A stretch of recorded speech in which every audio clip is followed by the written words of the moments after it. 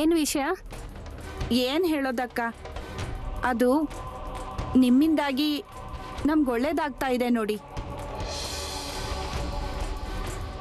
ಕಂಬ್ಳಿಗಳನ್ನ ಮಾರಿ 4 ಕಾಸು ಬರ್ತಿದೆ.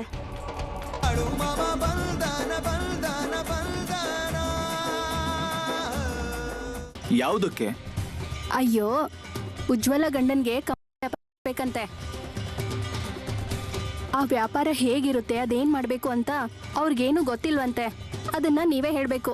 ಅವ್ರ ತಲೆಯಲ್ಲಿ ಈ ಯೋಚನೆ ಹೇಗ್ ಬಂತು ಅಂತ. ಅಯ್ಯೋ, ಅದ್ ನನಗ್ ಹೇಗ್ ಗೊತ್ತಿರುತ್ತೆ ಹೇಳಿ? ಅದೇ ಹೀಗೆ ಆಗಿರುತ್ತೆ. ಈಗ ಮಾಮ ಹೇಳಿದಾರೆ ಅಂತ ನಾವು ಬರೀ ₹1 ಲಾಭ ಇಟ್ಕೊಂಡು ವ್ಯಾಪಾರ ಮಾಡ್ತಾ ಇದೀವಿ. ಮತ್ತೆ ಇವರು ವ್ಯಾಪಾರ ಶುರು ಮಾಡ್ಕೊಂಡ್ರೆ ಅವರು ಹೆಚ್ಚಿನ ಲಾಭ ಪಡ್ಕೋತಾರೆ. ರೀ, ಅವ್ರ ಹಣೆ ಬರಹ ಹೇಗಿರುತ್ತೋ ಹಾಗೆ ಆಗುತ್ತೆ. ಸುಮ್ನೆ ನೀವೇ ತಲೆ ಕೆಡಿಸ್ಕೊತಾ ಇದ್ದೀರಾ? ಅವ್ರೀಗ ಮಾಮ ಅವ್ರ ದರ್ಶನ ತಗೊಳಕ್ಕೆ ಅಂತ ಹೋಗಿದ್ದಾರೆ. ದರ್ಶನ ಮುಗಿಸ್ಕೊಂಡು ಇಲ್ಲಿಗೆ ಬರ್ತಾರೆ. ಆ ವ್ಯಾಪಾರದ ಬಗ್ಗೆ ಏನಾದ್ರೂ ಹೇಳಿ. ಮತ್ತೆ ಆ ಕಂಬಳಿಗಳನ್ನ ನೀವೆಲ್ಲ ತಗೊಂಡ್ ಬಂದ್ರಾ? ಹೌದು, ಒಟ್ಟು 100 ಬಂದಿದ್ದಾವೆ. ಅವನ್ನ ಹೊರಗಡೆ ಇಟ್ಟಿದ್ದೇನೆ.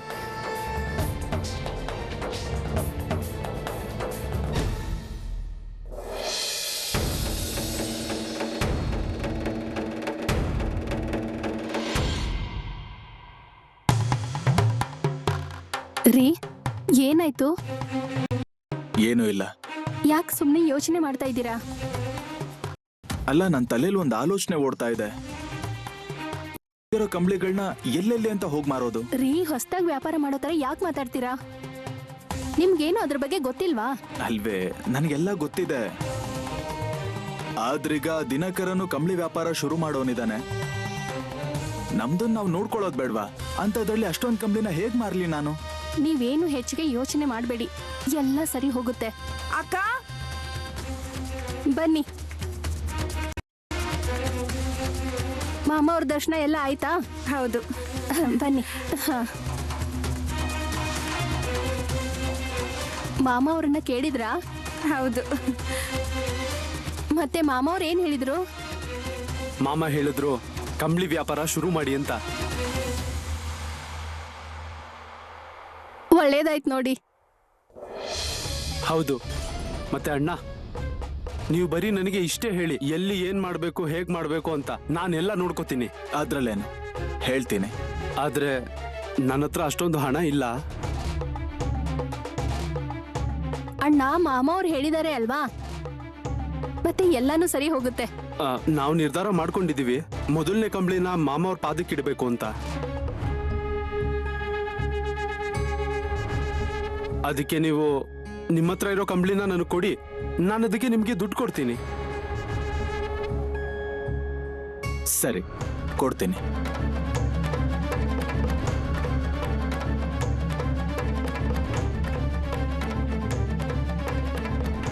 ತಗೊಳ್ಳಿ.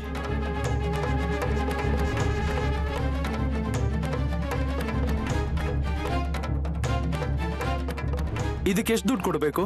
ಅಲ್ಲ, ನಾನು ನಿಮ್ಮ ಹತ್ರ ದುಡ್ಡು ಗೊತ್ತಾ? ಇವಾಗ ಎಷ್ಟಾಗುತ್ತೋ ಅಷ್ಟು ಕೊಡಿ, ಆದ್ರೆ ₹1 ಜಾಸ್ತಿ ಕೊಡಿ.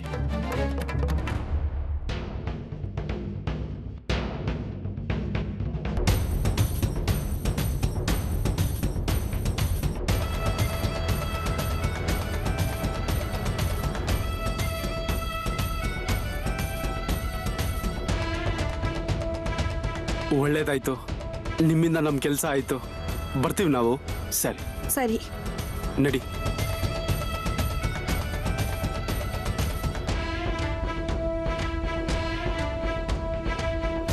ನೋಡಿದ್ಯಾ, ಈಗ ಇವನು ನನ್ನ ವ್ಯಾಪಾರನೇ ಶುರು ಮಾಡ್ಕೊಂಡಿದ್ದಾನೆ. ಮತ್ತೆ ನಮ್ ಕತೆ ಏನು? ನಾವು ಬರೀ ₹1 ಲಾಭ ಇಟ್ಕೊಂಡು ಸಮಾಧಾನದಿಂದ ಇರೋದಾ? ಮತ್ತೆ ಇವನು ಜಾಸ್ತಿ ಲಾಭ ಪಡ್ಕೋತಾನೆ. ರೀ, ಅದ್ ಹೇಗಾಗುತ್ತೆ?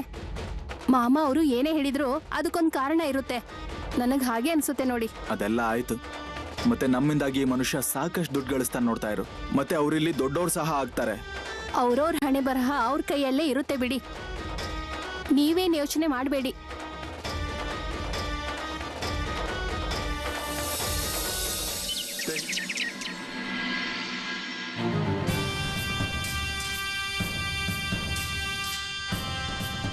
ಅಯ್ಯೋ ರೀ, ಬಂದ್ರ ನೀವು?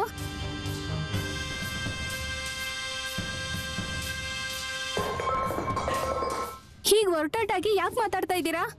ಯಾಕೇನಾಗಿದೆ ನಿಮ್ಗೆ? ಏನಾಗಿಲ್ಲ ಅಂತ ಕೇಳು ನೀನು. ಅಂದ್ರೆ ನಾನು ಪೇಟೆಯಲ್ಲಿ ಸರಕುಗಳನ್ನ ಇಳಿಸಿ ಅಂಗಡಿಲಿ ಕಂಬಳಿಗಳನ್ನ ಮಾರೋದಕ್ಕೆ ಹೋದ್ರೆ ಅಲ್ಲಿ ಗಿರಾಕಿಗಳು ಯಾರು ಬರ್ಲೇ ಇಲ್ಲ. ಏನ್ ಹೇಳ್ತಾ ಇದ್ದೀರಾ? ಅದ್ ಹೇಗ್ ಸಾಧ್ಯ? ಹಾಗಾಗಿರೋದಕ್ಕೆ ತಾನೇ ನಾನು ಹೇಳ್ತಾ ಇರೋದು. ಆದ್ರೆ ನಮ್ ಹತ್ರ ಕಂಬಳಿಗಳನ್ನ ಯಾವಾಗ್ಲೂ ಖರೀದಿ ಮಾಡ್ತಾ ಇದಾರಲ್ವಾ, ಅವ್ರಿಗೇನಾಯ್ತು? ಏನಾಗುತ್ತೆ, ಆ ಜನರು ಕೂಡ ಅವನ ಹತ್ರನೇ ಹೋಗ್ತಾ ಇದ್ದಾರೆ ಕಂಬಳಿ ತಗೊಳ್ಳೋದಕ್ಕೆ. ಅಯ್ಯೋ, ಇದಕ್ಕೆ ಇವಾಗ ಏನ್ ಹೇಳೋದು? ಆ ಕಂಬಳಿ ಮಾರ್ಕೆಟಿನ ಪೂರ್ತಿ ತಲೆ ಕೆಳಗ್ ಮಾಡಿದ್ದಾನೆ ಆ ದಿನಕರ. ಆ ಜನರಿಗೆಲ್ಲ ನಾನು ಹೇಳ್ತಾ ಇದ್ದೀನಿ ಆ ಕಂಬಳಿಗಳೆಲ್ಲ ನನ್ನವೇ ಅಂತ, ಆದ್ರೂ ಕೂಡ ಯಾರು ತಗೋತಾ ಇಲ್ಲ. ಅದೇನ್ ಮಂತ್ರ ಮಾಡಿದಾನೋ ಏನೋ, ಯಾರಿಗ್ ಗೊತ್ತು. ಅಕ್ಕ ಬರ್ಲಾ ನಾನು? ಬನ್ನಿ ಬನ್ನಿ.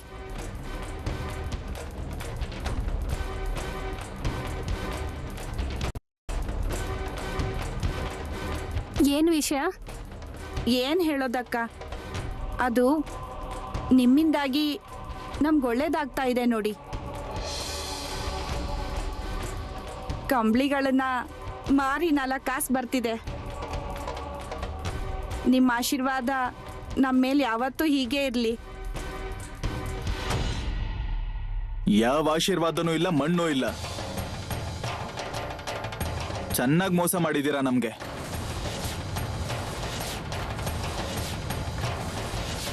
ನೀವು ನನಗೆ ಏನ್ ಹೇಳ್ತಿದ್ದೀರಾ ಅಂತ ಅರ್ಥ ಆಗ್ತಿಲ್ಲ ಅಣ್ಣ. ಅದ್ ಹೇಗೆ ಅರ್ಥ ಆಗುತ್ತೋ ನಿನ್ಗೆ? ನಮ್ಮ ಹತ್ರನೇ ಕಂಬಳಿಗಳನ್ನ ತಗೊಂಡು ನಮ್ಮಿಂದಾನೇ ಕಲ್ತ್ಕೊಂಡು ನಮ್ಮ ಹೊಟ್ಟೆ ಮೇಲೆ ಹೊಡಿತೀರಾ ನೀವು. ಅಣ್ಣ, ಅಯ್ಯೋ ಹೀಗ್ಯಾಕೆ ಹೇಳ್ತಿದ್ದೀರಾ? ಹೀಗಲ್ದೆ ಇನ್ನು ಹೇಗೆ ಹೇಳಿ? ಅಲ್ಲ, ಶತ್ರುಗಳು ಕೂಡ ಹೀಗ್ ಮಾಡೋದಿಲ್ಲ. ನಾನ್ ನಿನ್ ಜೊತೆ ಹೇಗ್ ನಡ್ಕೊಂಡೆ, ನಿನಗ್ ಬೇಕಾಗಿದ್ದೆಲ್ಲನೂ ಕೊಟ್ಟೆ, ಅದಕ್ ನೀನ್ ಹೀಗ ಮಾಡೋದ್ ನನ್ಗೆ? ಅಯ್ಯೋ, ಆ ರೀತಿ ಏನಿಲ್ಲ ಅಣ್ಣ. ಉಜ್ವಲ, ಈಗ ನೀವು ಹೋಗಿ, ಆಮೇಲೆ ಮಾತಾಡೋಣ ಅಂತೆ.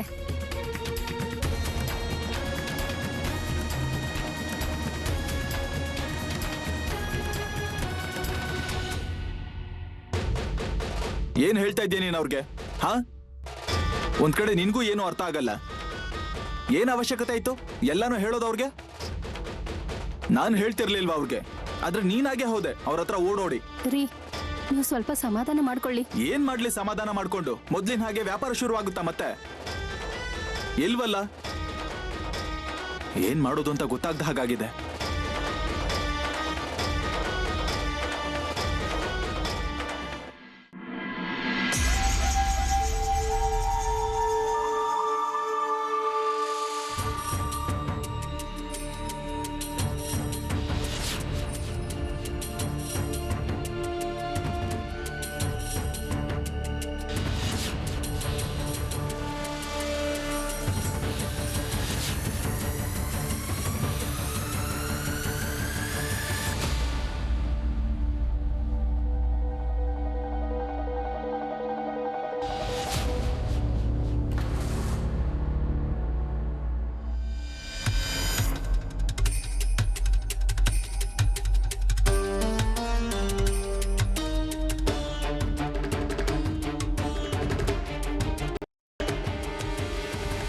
ಏನು ಬೇಡ ನನಗೆ, ಏನು ಬೇಡ. ರೀ, ಅಯ್ಯೋ, ನೀವ್ ಏನ್ ಮಾಡ್ತಾ ಇದ್ದೀರಾ? ಈಗ ಆಗೋದಾದ್ರೂ ಏನಾಗಿದೆ? ನಾನು ಯಾವುದೇ ವ್ಯಾಪಾರ ಕೂಡ ಮಾಡಲ್ಲ. ಅಯ್ಯೋ, ಸ್ವಲ್ಪ ಸಮಾಧಾನ ಮಾಡ್ಕೊಳ್ಳಿ. ಇವತ್ತಿನ ತನಕ ಎಷ್ಟು ಸಂಪಾದನೆ ಮಾಡಿದ್ದೆ, ಆದ್ರೆ ಆ ಮಾಮ ಹೇಳ್ದ ಒಂದ್ ಕಂಬಳಿ ಮೇಲೆ ₹1 ಕೂಡ ಲಾಭ ಮಾಡಬಾರ್ದು ಅಂತ. ಇಲ್ಲಿ ಒಬ್ಬ ಮನುಷ್ಯ ಈಗ ತಾನೇ ವ್ಯಾಪಾರ ಶುರು ಮಾಡಿದ್ದಾನೆ, ಆದ್ರೆ ಅವನು ಎಷ್ಟು ಹಣ ಮಾಡಿದ್ದಾನೆ. ರೀ, ಮಾಮ ಅವ್ರು ಏನ್ ಹೇಳಿದ್ರು ಅಂತ ಎಲ್ಲ ಮರ್ತ್ ಬಿಟ್ರಾ? ಸ್ವಲ್ಪ ತಾಳ್ಮೆಯಿಂದ ಇರಿ. ತಾಳ್ಮೆಯಿಂದ ಇರೋದಕ್ಕಾಗಲ್ಲ, ಮಾಮ ಅವ್ರ ಮಾತು ಕೇಳಲ್ಲ ನಾನು. ₹1 ಲಾಭ ಮಾರಾಟ ಮಾಡಿದ್ರೆ ಜನ ತಗೋತಾರೆ, ಆದ್ರೆ ಅದರಿಂದ ಏನು ಸಿಗಲ್ವಲ್ಲ ನನ್ಗೆ. ನಾನೀಗ ಯಾರ ಮಾತನ್ನು ಕೇಳಲ್ಲ. ನಾನ್ ಮೊದ್ಲಿನ ಹಾಗೇನೆ ಜಾಸ್ತಿ ಹಣ ತಗೊಂಡು ಕಂಬಳಿ ಮಾರಾಟ ಮಾಡ್ತೀನಿ. ಸರಿ, ನಿಮಗೆ ಹೇಗ್ ಅನ್ಸುತ್ತೋ ಅದನ್ನೇ ಮಾಡಿ. ರೀ, ಸ್ವಲ್ಪ ಬಂದ್ ಕೂತ್ಕೊಳ್ಳಿ. ನೀವು ಸ್ವಲ್ಪ ಸಮಾಧಾನ ಮಾಡ್ಕೊಳ್ಳಿ. ಕೂತ್ಕೊಳ್ಳಿ, ಕೂತ್ಕೊಳ್ಳಿ.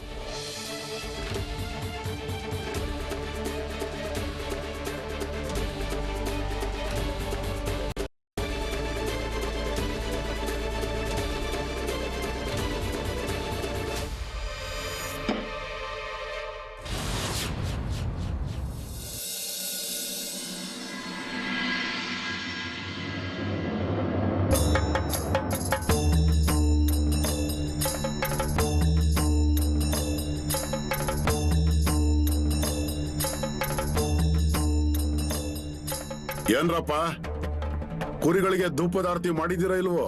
ಆಗಿದೆ ಮಾಮ. ಸರಿ, ನಾನೇನಂತೀನಿ ಅಂದ್ರೆ ನಾಳೆ ಬೆಳಿಗ್ಗೆ ಇಲ್ಲಿಂದ ಹೊರಡೋಣ. ನಾವು ಜಾಗ ಬದಲಾಯಿಸೋಣ. ಮಾಮ, ಜಾಗ ಬದಲಾಯಿಸ್ಬೇಕಾ ನಾವು? ಹೌದಪ್ಪ, ಮುಂದೆ ಹೊರಡ್ಬೇಕು ನಾವೀಗ. ಇಲ್ಲಿನ ಕೆಲಸಗಳು ಆಗಿದೆ, ಮುಂದೆ ಹೋಗೋಣ. ಮಾಮ, ಆ ದಿನಕರ್ ವ್ಯಾಪಾರ ಚೆನ್ನಾಗಿ ನಡೀತಿದೆ ನೋಡಿ. ಆದ್ರೆ ಆ ಸಿದ್ಧಲಿಂಗನ್ ಬಗ್ಗೆ ಏನನ್ನ ಕೇಳಿ ಬರ್ತಿದೆ ನಮ್ ಕಿವಿಗೆ. ನಮಗ್ ತಿಳಿದ ಹಾಗೆ ಹೇಳೋದು ಆ ಕರ್ತವ್ಯ ಆಗಿತ್ತು, ಹೇಳಿದೀವಿ. ಇನ್ನು ಉಳಿದದ್ದು ಇನ್ನು ಮುಂದೆ ಅವನು ಮತ್ತೆ ಅವನ ಹಣೆ ಬರಹ. ಅದೇನಂದ್ರೆ ಬರೀ ಹಣದ ವ್ಯಾಮೋಹ ಯಾವುದೇ ಕೆಲ್ಸಕ್ಕೆ ಬರಲ್ಲ. ಚೆನ್ನಾಗಿ ನಡೀತಿದೆ ಅಲ್ವಾ? ಅಂದ್ಮೇಲೆ 4 ಕಾಸು ಕಮ್ಮಿ ಸಿಕ್ಕಿದ್ರೆ ಏನಾದ್ರೂ ವ್ಯತ್ಯಾಸ ಆಗುತ್ತಾ? ಅವ್ರಿಗೆ ಮಾತು ಕೇಳಕ್ ಇಷ್ಟ ಇಲ್ಲ ಅಂತಾದ್ರೆ ನಾವಾದ್ರೂ ಏನ್ ಮಾಡಕ್ಕಾಗತ್ತ ಅದಕ್ಕೆ? ಅವರೆಲ್ಲರಿಗೂ ಈಗ ಮನೆಗಿನೇ ಹೊಲ ಗದ್ದೆ ಎಲ್ಲ ಸಿಕ್ಕಿದೆಯಲ್ಲ, ಅದನ್ನ ಹಾಳು ಮಾಡ್ಕೋಬೇಕಾ? ಮತ್ತೆ ಮತ್ತೆ ಹೇಳ್ತಾ ಇರ್ತೀನಿ ನಾನು, ಈ ಹಣದ ವ್ಯಾಮೋಹ ಯಾವತ್ತಿಗೂ ಒಳ್ಳೇದಲ್ಲ. ನಾಳೆ ಬೆಳಗ್ಗೆ ನಾವಿಲ್ಲಿಂದ ಹೊರಡೋಣ, ಸರಿ ಅನ್ರಪ್ಪ? ಯಾರಿಗಾದ್ರೂ ಏನಾದ್ರೂ ಹೇಳ್ಕೊಳ್ಳೋದು ಬಾಕಿ ಇದೆಯಾ? ಇಲ್ಲ ಇಲ್ಲ ಮಾಮ, ನಾನ್ ನಾಳೆ ಹೋಗ್ತಾ ಇದ್ದೀನಿ ಇಲ್ಲಿಂದ. ಮಾಮನು ಹೇಳಿದ್ದನಲ್ವಾ, ಹಾಗೆ ನಡ್ಕೋಬೇಕು. ಅರ್ಥ ಆಗ್ತಾ ಇದೆ ಅಲ್ವಾ? ಅದೇನಂದ್ರೆ ಜೀವನ ಸಂಸಾರ ಅಂದಮೇಲೆ ಹಣ ಸಂಪಾದನೆ ಮಾಡ್ಲೇಬೇಕಲ್ವಾ? ಹೌದಲ್ವಾ? ಆದ್ರೆ ಆ ಹಣ ಸಂಪಾದನೆ ಮಾಡೋವಾಗ ಎಲ್ಲಿ ನಿಲ್ಲಬೇಕು ಅನ್ನೋದು ಕೂಡ ನಮಗೆ ತಿಳಿದಿರ್ಬೇಕು. ಮಾಮ ಏನ್ ಹೇಳ್ತಾನೋ ಹಾಗೆ ನೀವು ನಡ್ಕೊಳ್ಳಿ. ಒಂದು ವೇಳೆ ಹಾಗೆ ನಡ್ಕೊಳ್ಳಿಲ್ಲ ಅಂತಂದ್ರೆ ಏನಾಗುತ್ತೆ ಅನ್ನೋದು ನಿಮಗ್ ಗೊತ್ತಾಗತ್ತೆ. ನೋಡ್ತೀರ ನೀವೇ ನಿಮ್ ಕಣ್ಣಾರೆ. ಸರಿ ಮಕ್ಕಳೇ, ಹೇಳಿ ಹಲಸಿದ್ದನ ತಪ್ಪನಿಗೆ, ಮೂಳೆ ಮಹಾರಾಜರಿಗೆ.